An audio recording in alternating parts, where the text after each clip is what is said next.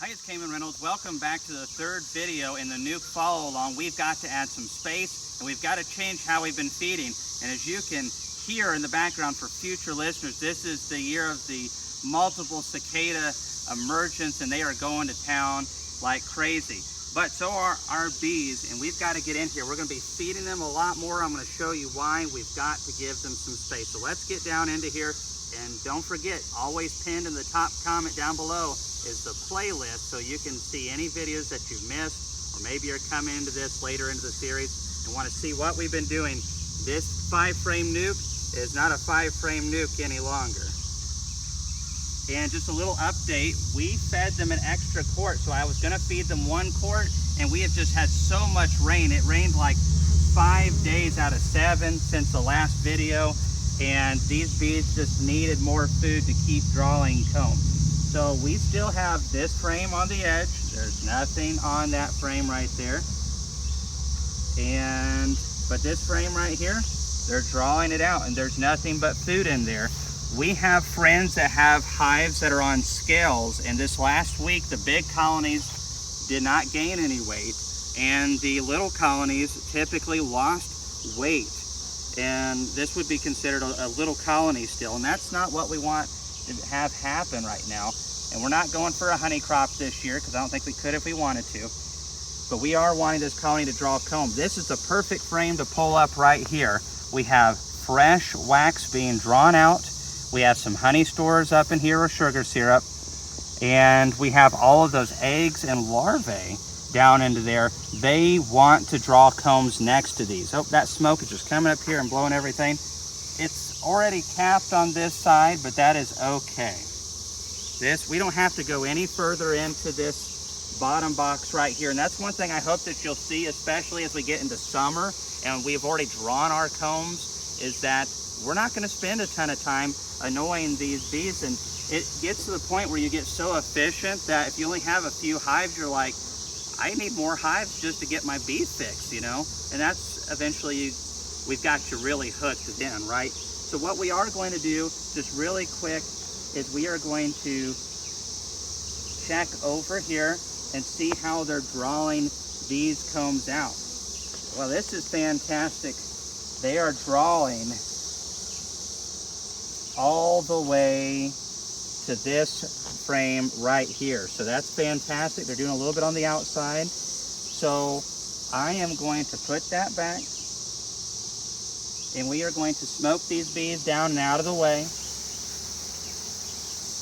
And you don't have to worry about the queen in this situation. You don't need a seer. There's no issue with that. We're going to put all these in the center. They're drawing this out. They've got this one drawn out. And so we are going to keep those just like that. We've got to pull this one up. We're going to take this foundation and we're going to put it over here. Don't leave these out too long or the wax will melt off of the foundation on a hot sunny day. And we've got to exchange one of these for the frame that we are swiping and pulling up above. Now it's 80-something degrees today, and so it's not as big of a deal, but sometimes your nukes are started earlier than this or the weather gets cold. It's important that when we bring this frame up, that it goes right above this core brood nest. As that heat rises, it's going to envelop around this and make it easier for them to maintain this young brood. Now, one thing that you may have noticed, and I hope that you are looking for this every time you get into the hive, is how much food are we seeing? The bees are going to put the majority of their stores, the long-term stuff, at the edges of the boxes. So typically, if you have 10 frames, you have 2 frames that should be mostly full of honey or sugar syrup, and then you're going to have frames that could be mostly pollen with some food and some brood mixed in. And then typically the 6 to 7 of the frames are going to be brood frames. And if you're running double deeps, you'll find that there's a lot more food in the bottom box as far as pollens go, and then you'll have more of the honey types of foods in the second deep box. Bees, once they establish their brood nest, they want to have that honey up on top. That's good for wintering and whatnot, and they'll have those bee breads / pollens that they packed away down below. So we are going to smoke these bees one more time, but always check those food stores. This is not a lot of food. We are looking at possibly getting a lot of rain over the next 10-day forecast again, which is not exciting, but it is part of beekeeping. So as good beekeepers, we need to realize this. I'm seeing this colony do everything I want it to. They're drawing combs fantastically. They are not slowing down on the comb drawing.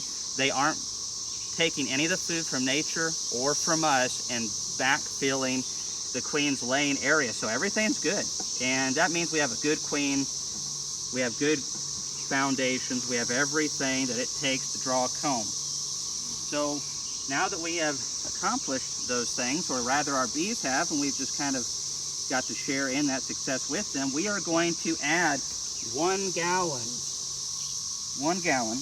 of 1-to-1, 1 pound of sugar, 1 pound of water. And I'm going to show you really quick kind of what we are using. So it's just a 1 gallon bucket, and you can still use your quart jar. You can just come back and fill it multiple times, but we want them to put on weight, and we want them to draw these out faster, and they're definitely going to do it. Our main flow is behind us. There's still some flow. My job for this colony and for you all with the first year with your bees is to get them plenty of comb, to get them strong, and I want to split this hive with you here in the next month. So sometime in June, expect us to do a video on how we're going to split our first year colony. I think this can be done for most people. However, if you get your bees very late, or if you're in a place very far north, it may be ill-advised, and you've got to do it properly. So if you got a good queen, good strong colony, we'll show you what to look for. Now, you'll notice with this feeder, we have a tent plug. This came from Nature's Image Farm. Bob Benny also sells these tent plugs. It's like what you'd see on a 5-gallon bucket of paint from a hardware store.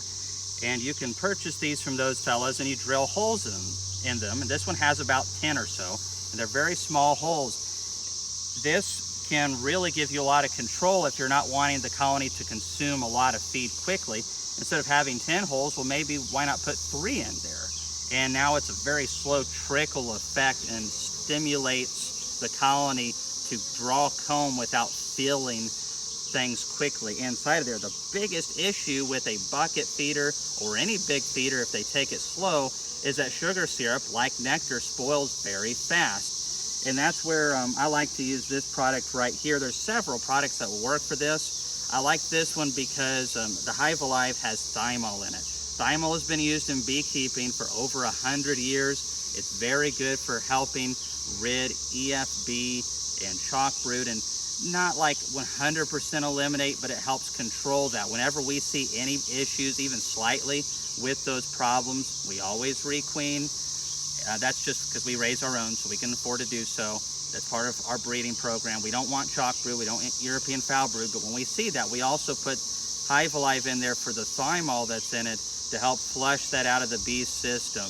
And it preserves your syrup phenomenally. And that's another reason that we use it, because you look at the price tag and you're like, do I really want to spend a little bit of extra money on that?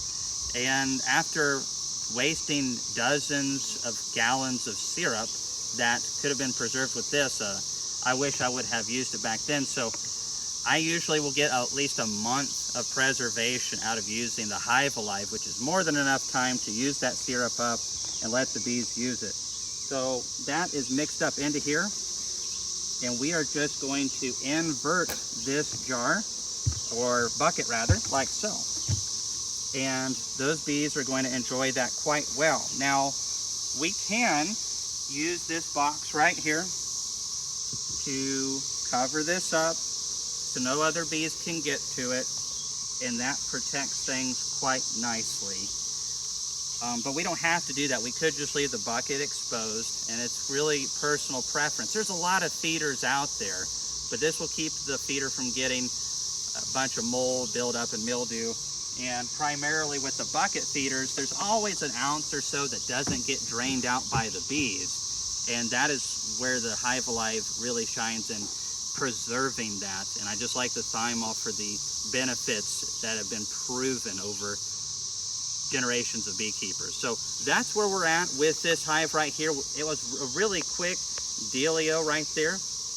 Nothing too crazy. Now, if this box was more packed out and plugged, we might want to go down in there and see if they're thinking about building swarm cells, but there's not too much food. They're expanding properly. I'm not concerned about it, but if I would have waited another week and we get some sunny days like this, and especially if we were feeding really hard on top of that, they could have all of that completely plugged out with sugar syrup, and maybe even considering swarming because they're running out of room to lay. Now, when we come back, I guarantee you we'll find some combs drawn above. That gallon is going to get them to go crazy at it. And I believe that we're in a really good spot. So I hope that you're in a good spot with your bees. Don't be disheartened if your colonies don't look quite as good as this one.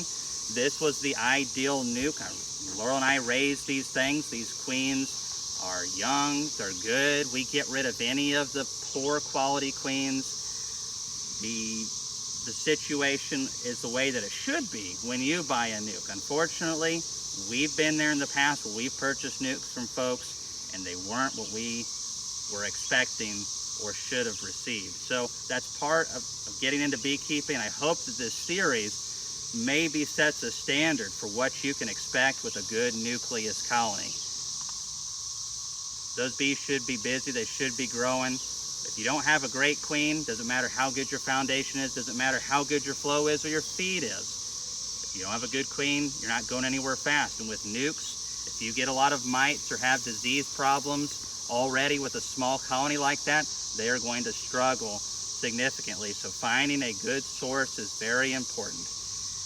We will be having nukes to sell next year, so there's a lot of other good producers out there. Many of you are quite far away and maybe not even in the US. However, we plan to have several hundred nukes again for sale next spring, and we will be issuing that out in January, and we have a 10-day guarantee on ours. That's how sure we are of the quality that you're going to receive, that you can come back 10 days after you buy it, you see what you're supposed to see, and if not, well, we just exchange it or we make it right. So thanks for watching this video. Make sure to see the other videos down in the comments.